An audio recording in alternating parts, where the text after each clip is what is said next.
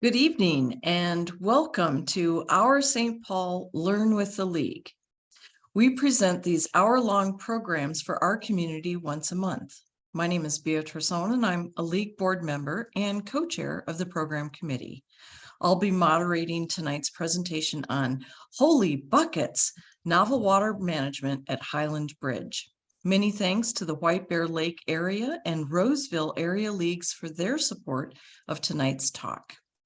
We'd also like to thank the St. Paul Neighborhood Network and SCC TV Suburban Community Channels for broadcasting and taping tonight's program. You can check our YouTube site and view previous programs anytime. For over 100 years, the League of Women Voters has worked as a citizens league to improve our government and engage all citizens in the decisions affecting our lives. The League is a nonpartisan membership organization dedicated to you, our community. We study issues, we take positions, and we take action. Check out our websites, the St. Paul, Minnesota, and National Leagues, to learn more about membership in the League of Women Voters. We'd love for you to give us a try. Let's acknowledge that we're learning today on the ancestral homeland of the Dakota and the current home of Native nations, including the Dakota and Ojibwe. Our program is being recorded and broadcast on Facebook Live in addition to Zoom. So feel free to type in any questions during the presentation. If you're on Zoom, you can type it in the Q&A at the bottom of the screen. If you're on Facebook, you can put it in the comments section. We will answer as many as the questions as we can at the end of the presentation. Remember, the Zoom closed caption feature is auto-generated, so there are probably going to be some inaccuracies. The 2023 election calendar is fairly quiet. We have our primary here in Minnesota on August 8th and the general election on November the 7th. Look for candidate forums and voter guides from your local leagues.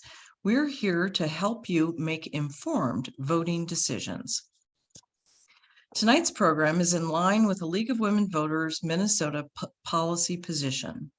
Under their natural resources, the policy states that the League will promote resource conservation, stewardship, and long-range planning with the responsibility for managing natural resources shared by all levels of government. Support measures to reduce pollution in order to protect surface water, groundwater, and drinking water. Support a state role in the preservation and management of Minnesota's water resources. In addition, CMAL will be considering a research position paper on the Twin Cities metro area water supply. It's a volunteer-driven process that can take from 1 to 2 years. The hope is that these questions will be answered. They'll be looking into the metro supply. Do we have enough water? Who oversees and protects our water supply, the Met Council or the individual cities? Do we have a metro-wide plan to conserve water? How is the public educated about our water supply? Are we even educated about it? And potentially other questions. The process is going to start this coming June 2023. Anybody that is interested could reach out to the St. Paul League. There are 3 requirements to participate in this. 1, interest in the topic. 2 is having the time commitment for the 1 to 2 years that it takes. And 3, to be a league member. So look for that. If you have any questions, you can reach out to the league. Tonight's program will provide information about a specific water resource here in St. Paul, the new Highland Bridge, formerly known as the Ford Plant. Joining us tonight are Bob Fossum, Monitoring and Research Division Manager at Capital Region Watershed District. Bob joined CRWD in 2004, holds a BS in Geography and Environmental Studies at Gustavus Adolphus College, and an MS in Water Resource Management and Geography at the University of Minnesota. University of Wisconsin, my bad. Bob manages the district's monitoring, maintenance, and research division. He also manages district planning and capital improvement projects. We're also joined by Ellen Stewart. Ellen pursued landscape architecture as a profession to support her mission to focus on outdoor spaces that foster environmental stewardship and strengthen the communities around them. She has been fortunate to work in the public sector, planning and designing public spaces, including parks, plazas, memorials, trails, and play areas. She serves on interdepartmental teams for large-scale planning efforts, including the Central Corridor, LRT, and the Great River Passage, Ford Site redevelopment, the Highland Bridge, Hillcrest Golf Course redevelopment, and Indian Mounds Cultural Landscape Study. Please join me in welcoming Bob and Ellen. And first up, we have Bob. Good evening, everyone. Thanks for the introduction. We will share.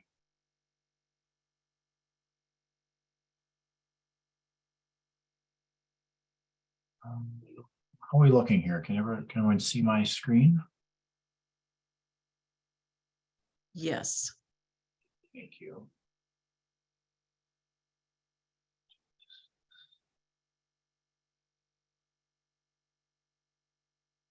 Okay.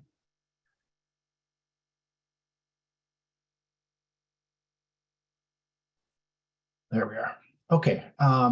Good evening, everyone. Here to discuss the stormwater and water management at the Highland Bridge site, the former Ford site, as was mentioned earlier. And really, this is an exciting project for me. I can tell you it's a once in a career project for me. And it's a multi-generational investment that's happened at the site, and I'm really excited to talk about it. I'll talk about, give you a brief description of who Capital Region Watershed District is, because not everyone knows about us. Then I'll talk about some of the preliminary planning and analysis that led to this project coming forward, and then some projects of construction and what some of the final project looks like on the site. As a bit of background, Capital Region Watershed District is a local unit of government. We have 5 board members, a staff of 25, and about a $10 million budget annually.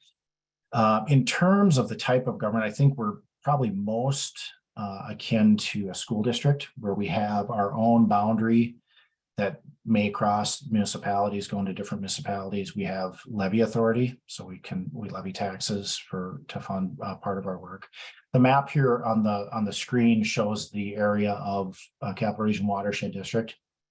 It's about the western 2/3 of St. Paul, Falcon Heights, a little the southern part of Roseville, a little corner of Maplewood, and then a little bit of Lauderdale.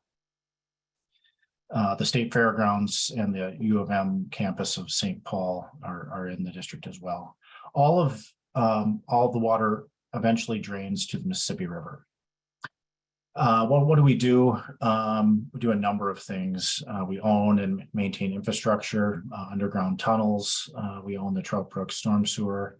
We build capital projects, and we assist with capital projects being built, like the work at Highland Bridge. We have rules, and we regulate construction activities that are less than 1 acre. So we require permits from developers, and they are compelled to meet our rules to reduce pollution and reduce volume of water leaving their site. We have a pretty extensive monitoring program where we monitor the health of our lakes, wetlands, and the Mississippi River. This is a critical part of our adaptive management approach to understand how water resources are responding to changes, both in the watershed and with climate. And we have a fairly robust communication and engagement division where we work with the community to try to influence behaviors and maintain, increase and maintain stewardship of water resources. Okay, that's a little bit about us. Now, the Ford site and Highland Bridge redevelopment, I think everyone's probably fairly familiar with where it is, but it's in the southwest corner of St. Paul, right on the Mississippi River. It's the former Ford plant, and the Ford plant closed in 2011. There's 130 acres, 35 acres total, 122 of which will eventually be developed. It's located above the Mississippi River bluffs in really a key location. You don't ever get a redevelopment opportunity like this in the central part of the metro, pretty much equidistant between the 2 downtowns and immediately adjacent to the river and the airport. It's just a very, very desirable site for redevelopment. The city, along with others, began planning for this future stormwater and the future water system at Highland Bridge all the way back in 2007. So this didn't happen. Project did not happen by accident. There was a lot of work out ahead of it. A little more reference here, historical reference. The photo on the top from 1926 is right when the Ford Motor Company had just been Ford Motor Company constructed their plant. You can see hardly any other development even around the plant at that time. They actively produced vehicles between 1924 and 2011. The key part of the system for our perspective is all the water discharges over Hidden Falls, flows over Hidden Falls down through Hidden Falls Creek to the Mississippi River.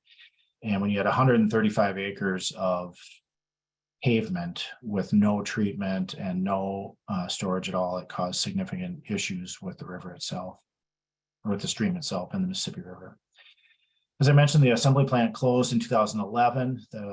The pre-demolition photo on the top is what it looked like right as it closed. And then by the fall of 2015, significant demolition had happened, many buildings taken down, and concrete being moved around. Just to give you an idea, one of the buildings on the site was 40 acres. And it's a pretty strange way to measure the size of a building. It's usually in square feet, but we had a 40-acre building that was demolished there. As I mentioned, all of this uncontrolled water leaving the site for several decades caused severe degradation of stream quality, bank erosion, and scouring of this channel downstream. So this is a issue that was addressed with the project. I'm going to go into a sustainable stormwater study that the district and the city completed in 2016 that looked at that really set the stage for the system that was installed. And what we looked at was two different scenarios. One was the baseline approach, which we see on the left figure, and then the hidden, what we called at the time, the Hidden Falls headwaters approach on the right side. So typically, if development happens and we just let development happen at a normal pace, and our requirements through our rules and the city's requirements developers would result in parcel by parcel stormwater management. We know from how this goes that would almost certainly be done underground. A pipe chamber system under the parking lot typically is what happens, and that filters the water and it's discharged to a piping system and then to over Hidden Falls. What we looked at was the alternative. The Hidden Falls approach would be to have a centralized feature that performed better than the regulations and did all the treatment in one spot, and then thereby freed up development in other areas and resulted in a better end product for everyone. We estimated costs for this approach. The baseline approach was about 13 million. The Hidden Falls headwaters approach was about 12.5 million. At this level of analysis, I would call those equivalent costs. But the key thing I wanted to point out here is the difference in the ratio of above ground investment to below ground investment. The green is the above ground investment in both of the bars.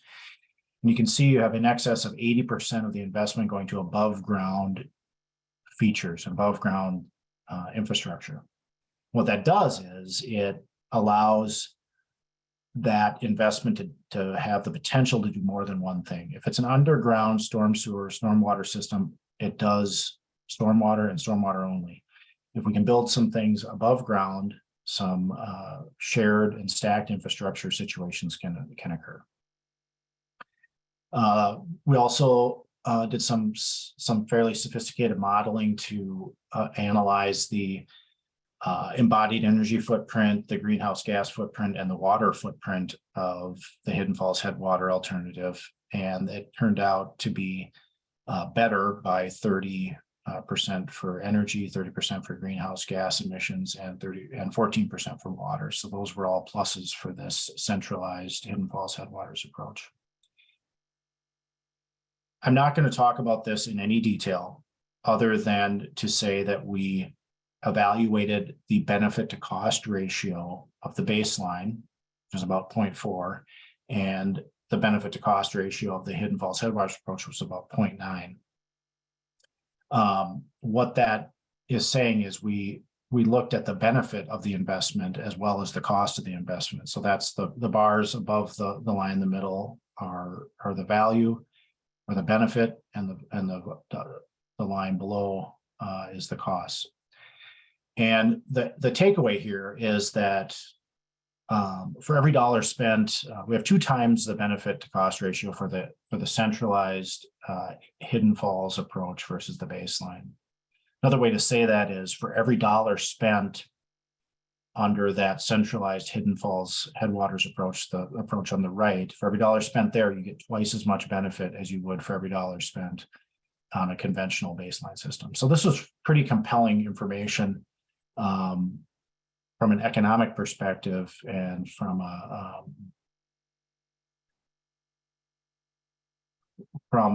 financial perspective. Another slide where I don't want you to read everything here, but what we did is we looked at every city plan and every Capital Region Watershed District plan that said anything about the Ford site or anything about Hidden Falls or Hidden Falls Creek, and pulled out indicators or goals from those plans and compared them between the baseline and the Hidden Falls Headwaters. And it turned out the centralized Hidden Falls Headwaters approach performed better in 17 of the 18 indicators. So I'll just take a moment, because we are talking to a group here that's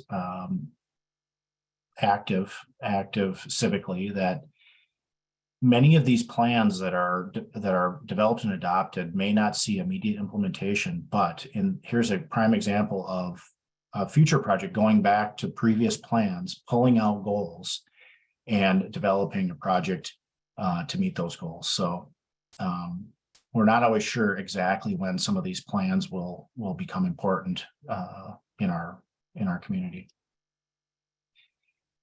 Here's a figure we used during many of the public meetings in advance of the master plan being adopted that showed what this might look like, this could look like. And you'll see it. This is not exactly what got built, but it was something very similar where we had renderings of what it might look like. And that was very important in terms of helping the public understand what was envisioned here. So a huge step was the stormwater framework being set. And what really locked that in was when the city adopted the public realm and zoning plan for the Ford site.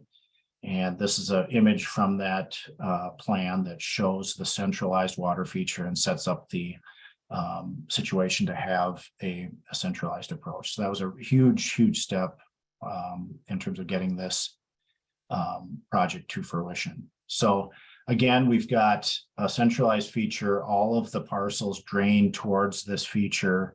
There's filtration and cleaning of the water that happens, and then it dumps into the water feature and the stream feature that are on the site. So all of that treatment is taken care of, and it's not done on a parcel by parcel basis. The other big thing that happened was, other big sort of groundbreaking piece of this project was the Green Infrastructure Overlay District that was created over the Ford site. And this is really what helps make the project go in terms of financing.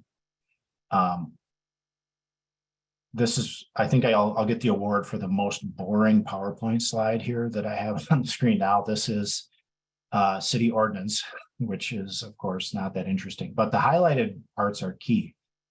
It includes a statement that any parcel or any development must connect to the district infrastructure stormwater management system that I just talked about.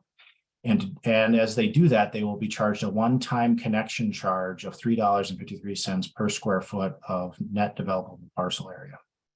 So that is a mechanism to pay back the city for the investment to pre-build all of the treatment. There's a 3% annual escalator for costs there. And then down at the bottom, there is also a provision for annual operation and maintenance surcharges for those parcels. So This is the mechanism that allows the development to pay for the investments that were made already. And the developers really like this because it frees up their parcel to develop it more freely, and they're not encumbered by having to put in stormwater management on the parcel. So now we can move to some of the more interesting stuff. So the implementation and construction. Here's a photo of one of the southern part, the open stream channel. I will now just give you the highlights of this. There's a lot of numbers here, but most of what I want to focus on is how tremendous this is in terms of improving the water that's flowing off of the old Ford site and new Highland Bridge site, and what that means for improvement to the water reaching the Mississippi River.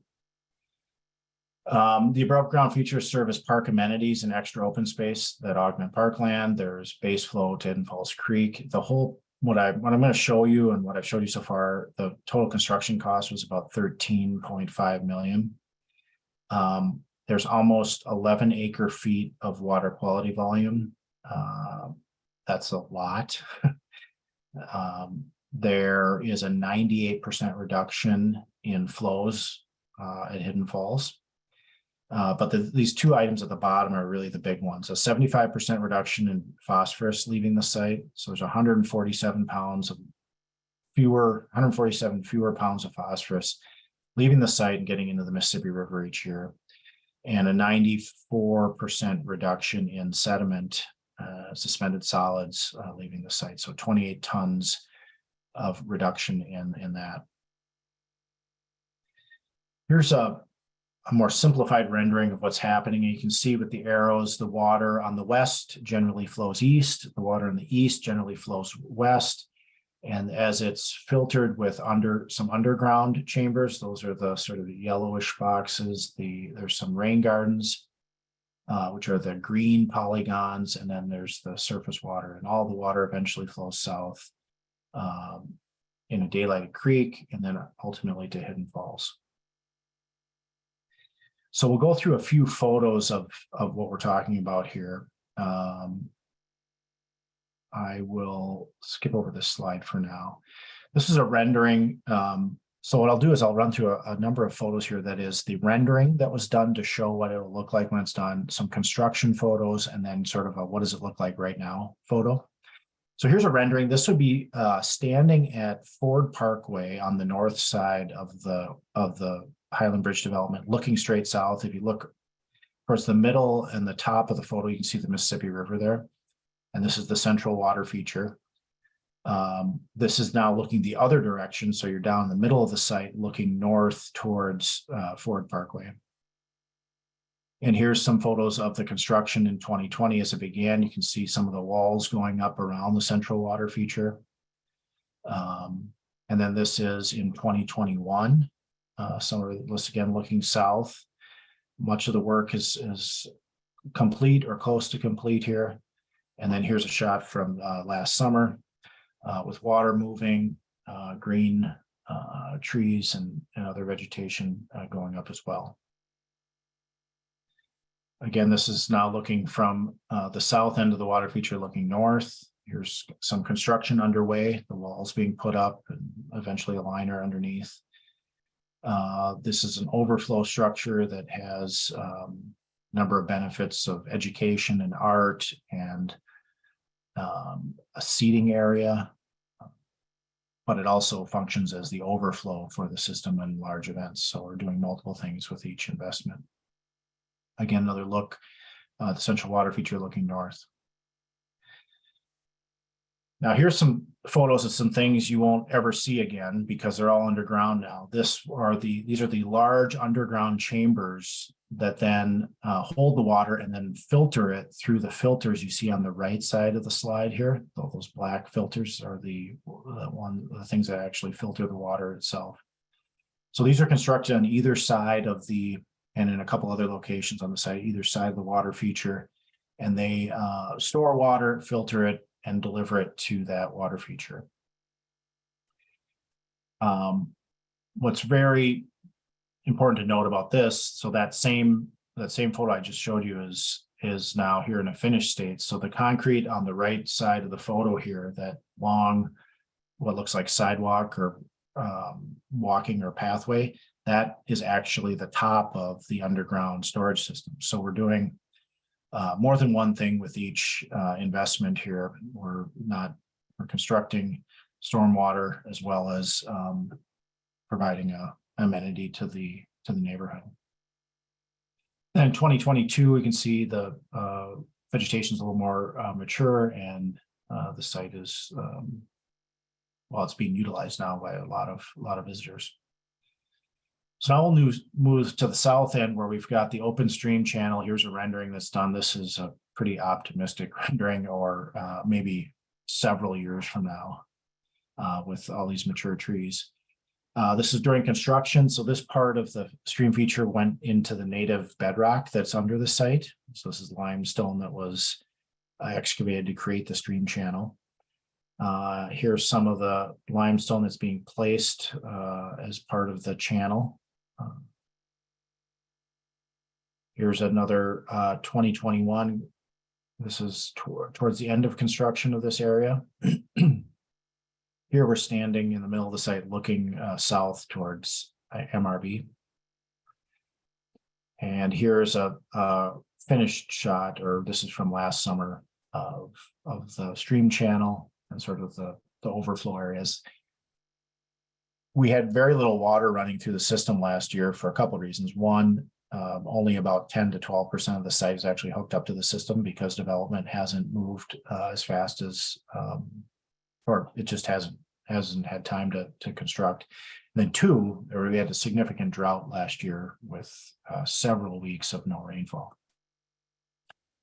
The final piece then was a connection underneath MRB to take both the stream channel, which you see on the left, and the pathway, take the water and the people right to the top of Hidden Falls. And this was a key initiative for both the Watershed District and the city. And I think Ellen may talk a little bit more about this.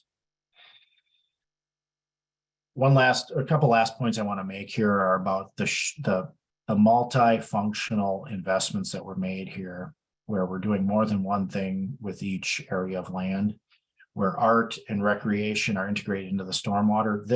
What you're looking at appears to be a dog park, and is indeed a dog park, but underneath this is underground storage and filtration to clean the water. So we're able to do multiple things at this site.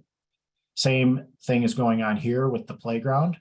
We have underground storage and water treatment happening that then delivers clean filtered water to the stream channel that I showed you earlier.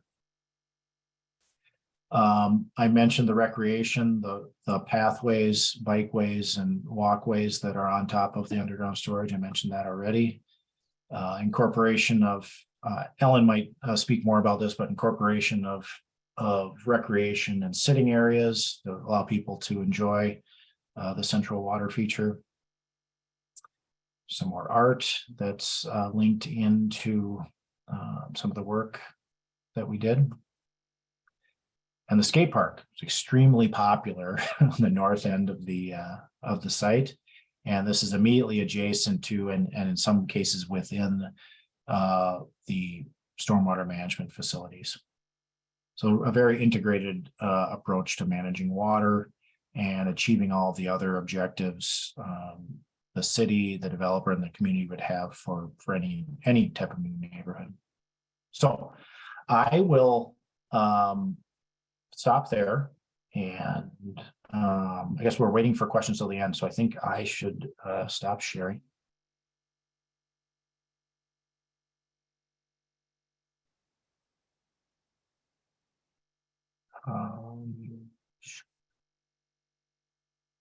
I think I stopped your sharing. Oh, you did? Okay. But I'm not sure. Maybe not. It doesn't look like that worked. No, not yet. Screen, I'll try again. Okay.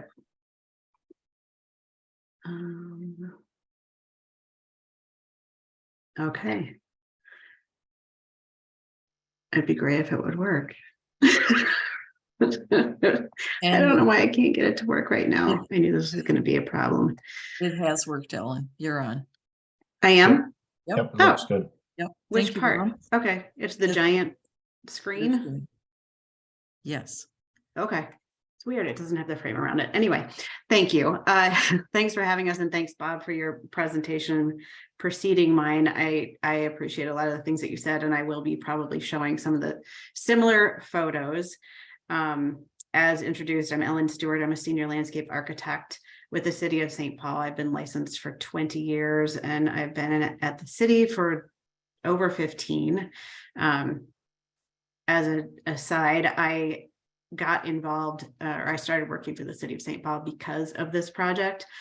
Because as somebody who lived in Highland, I wanted to be on the committee, and so I applied to be on the committee, and I got rejected. And then I'm like, all right, then I'm just going to go work for the city. So I hounded our design and construction manager at the time, and finally got a job. But I wasn't working on this project the entire time, but I have been fortunate enough to work on it lately. But my as a landscape architect, I've been very fortunate, even though I'm in Parks and Recreation, to work interdepartmentally, and also in partnerships with other agencies like Cap Region Watershed District.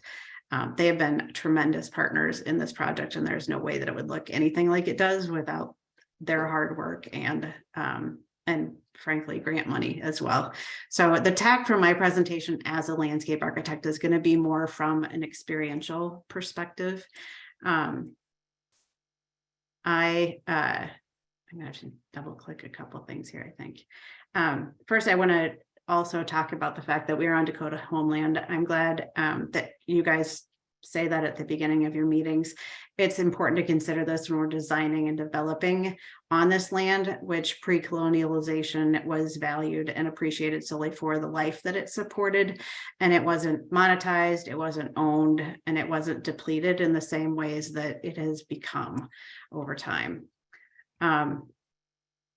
So as we are looking at this picture that Seth Eastman painting of the confluence of the Mississippi and the Minnesota rivers.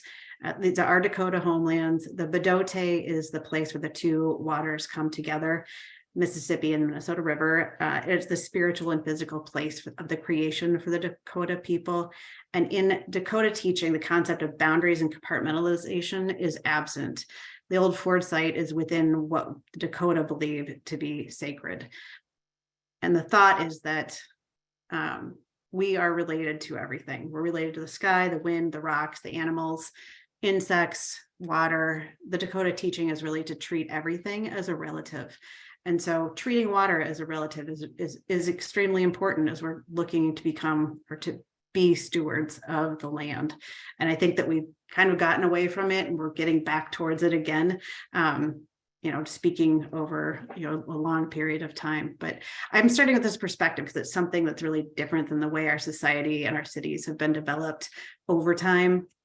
And it's really different than the values that the dominant culture bases our decisions on. And I think it's just important to recognize it and to recognize the interconnectedness and beauty can lead to designing resilient places. So this is a 1922, I think, plan map of the city of St. Paul. And you can see that there's a merging of the systems, natural and built, where you can see more of the grid versus the curve of the water bodies.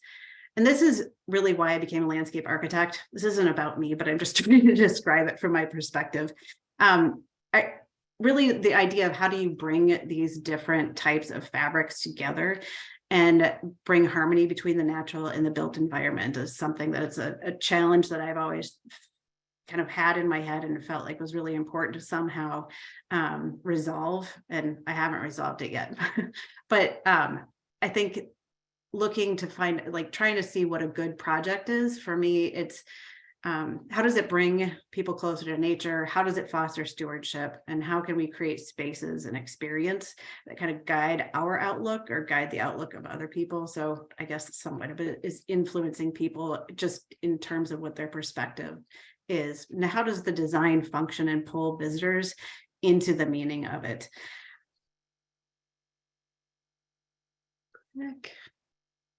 So this is an example of what not to do and what we've learned from. This is the, I think this is Phelan Creek when it was being buried underground, and it was, St. Paul and Minnesota were once an interconnected natural system of streams and creeks and lakes and rivers. And St. Paul literally most cities put water out of sight to create more valuable land for development. And it resulted in an increased erosion and polluting of the river and separation of people from the natural systems and the beauty of these natural systems. I think we can agree that that's not a beautiful picture.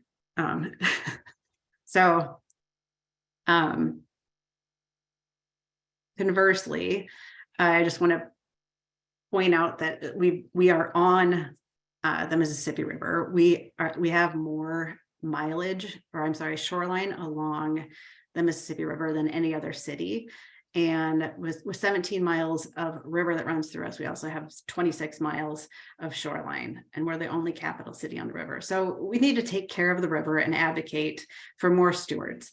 And this is going to be done with good and intentional design. And then I feel like a lot of things kind of fall into place by creating places that people want to be in and to care for. And one of the key things to that is providing a variety of access and experiences for people so that they can get different perspectives on the place around them. The Great River Passage Master Plan, and I am so glad that you brought that up, Bob, that some of these plans, people feel like they're just going to sit on the shelves forever. And we're not going to be able to get to everything right away. But the Great River Passage Master Plan was something that I had the privilege of working on, and we finally had it completed in 2013, but it was looking at connecting the entirety of the city to the river in various ways. So the top, the bullet points were more natural, more urban, and more connected. And so part of this did include the idea that we wanted to reconnect streams and springs and or daylight streams and springs, and do things that were going to be beneficial to people's access to the water, as well as beneficial ecologically. This next slide is a page from that document. The goal you can see in this, I think you can see, and I don't know if you can see my cursor, but this is the Ford site. And at that time, it was just in planning, but this right here is Hidden Falls Regional Park that leads along the river. And this is the curve or the bend in the river road that then we are crossing up into the Ford site. So the idea of having this thread or this green finger and water course that would connect this urban fabric down into the Mississippi River was a really important idea that was part of that planning effort. And we really, that's something that really became central to this entire project. And as Bob was saying, this is an incredibly important project because of the size of it and the rarity of having 122 acres that you can plan and kind of from scratch, more or less, within the city. And so we had a big opportunity to make visible connections of and to the stormwater, and to create a story that people understand their relationship with stormwater and interact with it in several different ways. This aerial is looking south. And so this is the central, what we call the central stormwater utility or central stormwater area. And then this is Montreal Avenue. And once you get south of that, that's where it is called Unchimaka Park. So that's a city park, and it looks a lot more naturalized. And then you can see the Mississippi River back here, but it's kind of like this phased approach, and kind of like getting your, just getting kind of hints and kind of making your way towards a more natural environment as you look at this. So stormwater is definitely central to the experience at Highland Bridge, and there was an intentional decision to center the development on the design of the stormwater. This is just the overall plan, and these are the 4 parks, but then we also have got in red the areas that are owned by owned separately. The city does not own them. And they will but it reads as one, you know, continuous space, other than the way that they've been designed is quite different in terms of the way that they look. So in the northern western corner, we have got Gateway Park, and that's a large park that has a huge amount of stormwater in it. It's not connected to the other system that is the central spine for this place, but it does also provide different ways of interacting with the water and the stormwater. These are biofiltration basins that have been designed so that you can walk around them. We've incorporated them into the park for walking paths and trails, and just to be a nice amenity for people to see. These are planted with native grasses and then plants that will do well with the bounce of stormwater that will come in and then drain through. There's also the open pond. So we've got 2 different biofiltration areas and then the open pond. So, and around that, we also have this incredible, very popular skate trail and skate bowl. This is another look at the southernmost biofiltration area. The next, oops, I went backwards. Sorry about that. So Bob showed this area as well. So this is the central stormwater area. And this is a really incredible thing to have in the middle of a site, in the middle of a development. And this, if you look at it, it's very differently structured than what you'll see in the other part of this same channel, so south of Montreal. But it is, the water's coming from the north down towards the Mississippi River. There are bridges over the water. There are steps down to the river, and there are locations to sit and experience the river, or I'm sorry, the water itself. Again, this is another picture very similar to, if not the same picture that Bob was showing.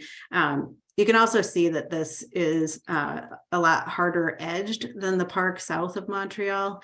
And if you look at some of the design of it, it's absolutely something that you see these curves, right? The more natural curves, and kind of how those intersect with more of a grid system, which is very much like the city's overall plan, and looking at how streets and roads intersect with the more natural systems.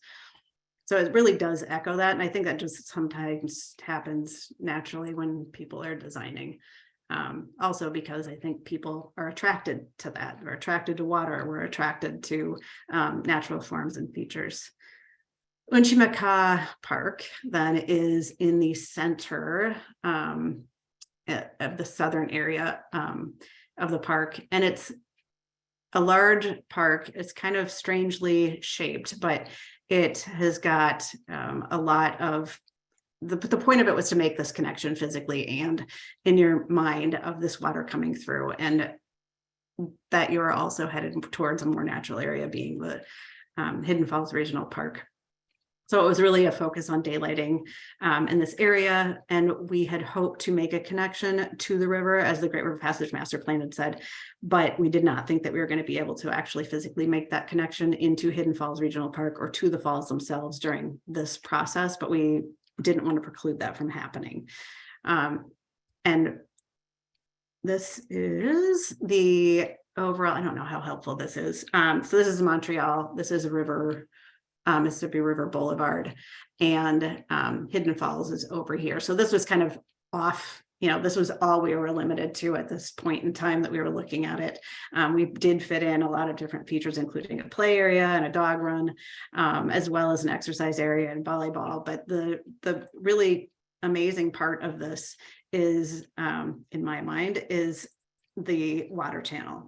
And this is what Bob was showing earlier too. This is what we call a wave wall. This was just like the design of things and the elements within it. We still have got the structure of the concrete walls in this area, but the rock, the bedrock that was excavated or quarried out of the site is what was used to stack here. So the natural materials are really starting to pop up a little bit more. And then as you go even further south, then it's much more naturalized, and you can see the striations left from glaciers and glacial movement, and people can be down in the middle of this.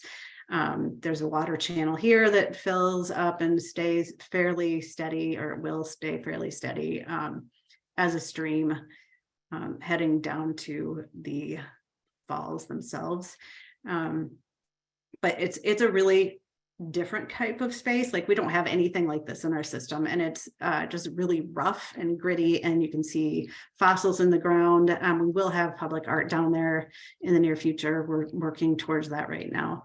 But the idea of having access in different ways, being able to walk over a bridge, or walk to look at the channel, or walk down the stairs to have access to it, or walk through the site.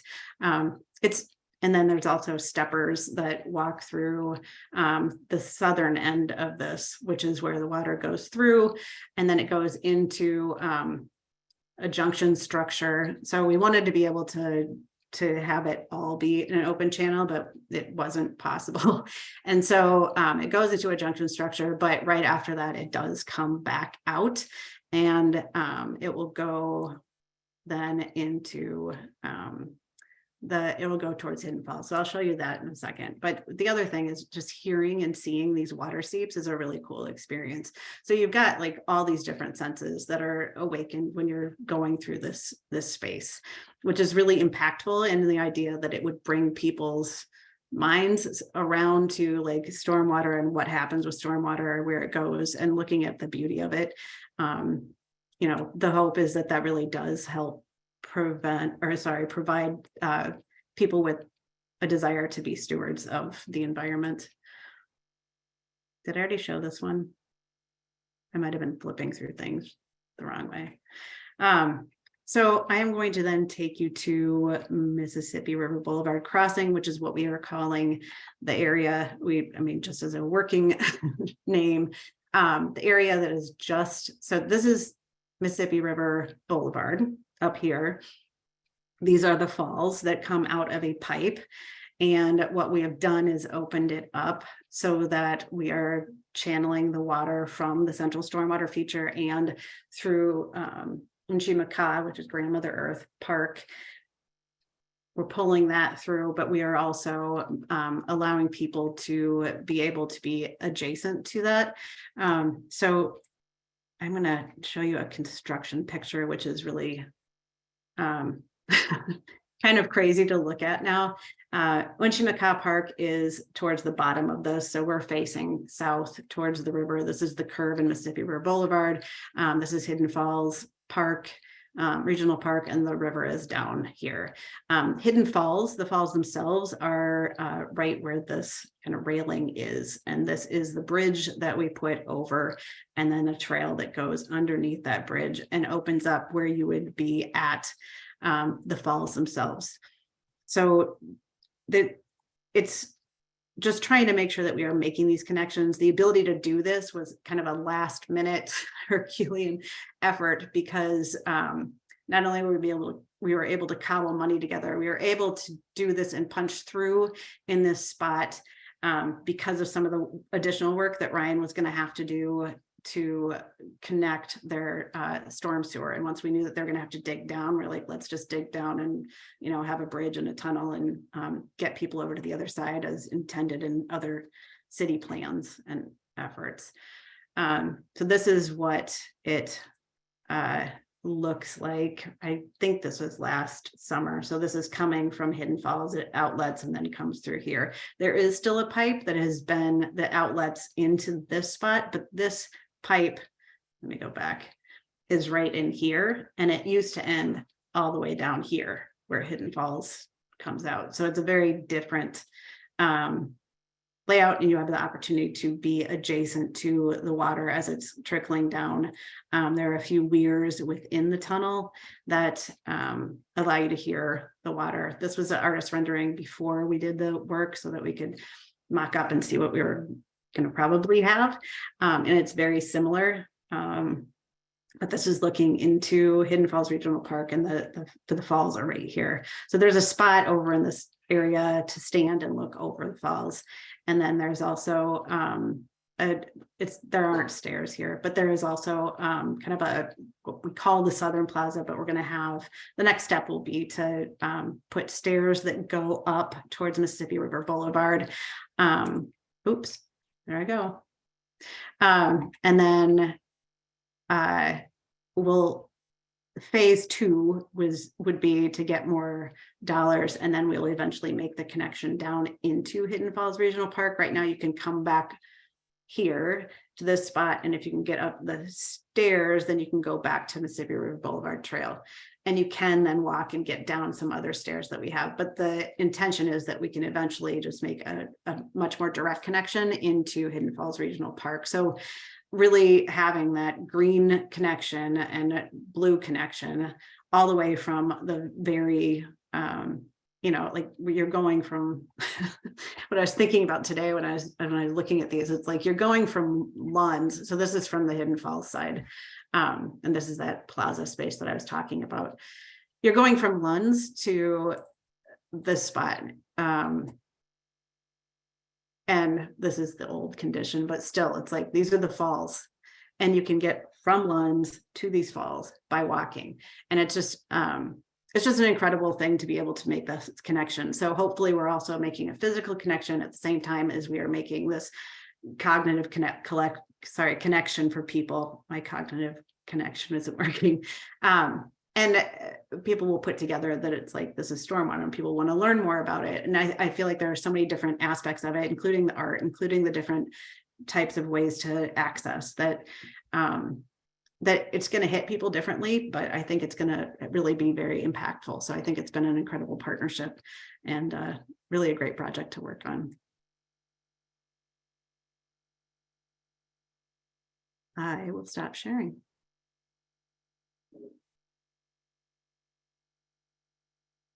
Maybe. Here I go again. Thank you very much. Okay, there we go. Oh, you're welcome. Thank you. Yeah, that was excellent. And thank you to Bob. That was wonderful. So much information. We do have some questions. So could you first off give us some understanding and a little information about what is wastewater, or stormwater rather? So when you're thinking about the pond and the other water that's there, where is it coming from? When you say it's stormwater, where is it coming from? I can take a shot at this. So all of the water we talked about, and it's generates, or most all of it is generated from rainfall or snow melt that happens. So it's water running over the surface that would drop into a drain and a pipe and then go to the river. What we're doing with the system is intercepting it before it can be just shot straight to the river through a pipe. Mm-hmm. And then filtering and cleaning that water. And instead of it being a waste product, stormwater waste product, it's an amenity. It's the centerpiece of the community. So that was really a key theme and a key approach to this whole system, is to flip the thinking on stormwater and runoff as a waste product that has to be dealt with and as a cost to deal with. And let's turn that around and turn it into an amenity and turn it into a benefit for the community. And so that's different. And then the where your sinks and toilets go is sanitary sewer, and that's a whole nother, it's a whole nother thing. Right. No, I said wastewater and I meant stormwater. Sorry. Will it dry up at any point? Is that a possibility, or if we have severe drought? Well, it's a little bit. So what you'll see out there if you go out the next year or two is a system that's only about 15 to 20% online. It's going to take 10 plus years for the whole site to develop, and none of those parcels that are vacant right now are connected to the system. So it won't be functioning at its full water budget, let's say, until several years down the road. So it will only get it'll only have more and more water flowing through it as time goes on and as more parcels hook up to it. Dry periods will be a bit drier, but that central water feature will always have water in it. That is a line system. The water does not leave. And there's some groundwater that is getting in there as well that is clean and helping augment. Right. That's great. So are we special? Are we the only location where something like this is happening, or is it happening in other communities? We're special. We are Yeah. special. Yeah. Go ahead, Bob. Well, this approach this is one of the first times this approach has been used in the Twin Cities and in Minnesota. And then nationally, I'm not aware of any time it's been used at this scale.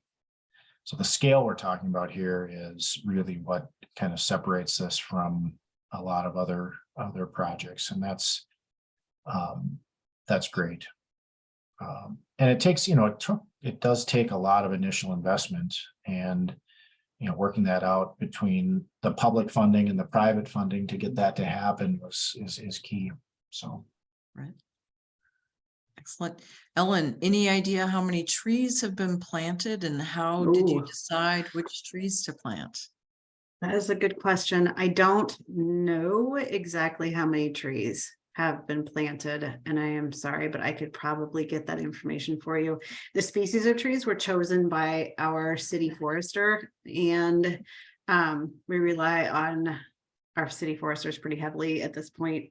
They've done a lot of the emerald ash borer removals required, and they have, inherited issues that they now they understand better than their predecessors. And so we're just trying to make sure that we have a good mix of trees that will grow well in an urban environment.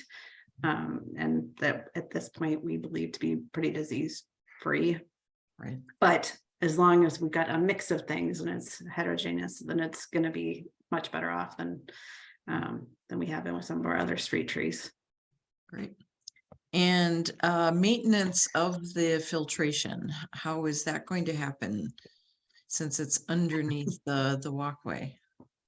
Actually did do some maintenance, I think, underneath the dog park this last week, and it went pretty well. I was a little bit worried that it was gonna, because we've got this, it's stacked over or under the dog park, that there might be more disruption than there was, but it went pretty smoothly.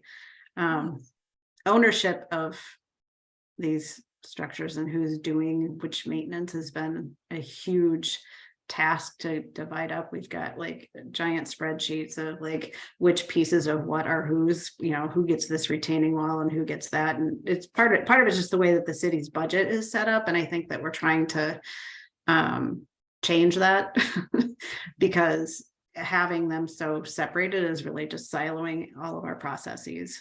I can make no promises of when that would actually merge, but there's also the association that is owning the central stormwater area and a couple of the other open spaces north of that. And so I don't know exactly how that's going to be maintained. I can speak, just add a little bit to the stormwater part. The who does it and the how it's done is what Ellen was kind of talking about, and that is there's a lot of players, so we're getting all that figured out.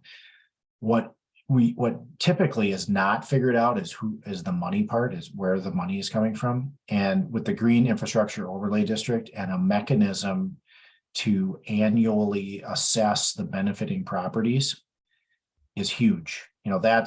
That solves a lot of problems if you've got a revenue stream to do the maintenance. So that's really good news.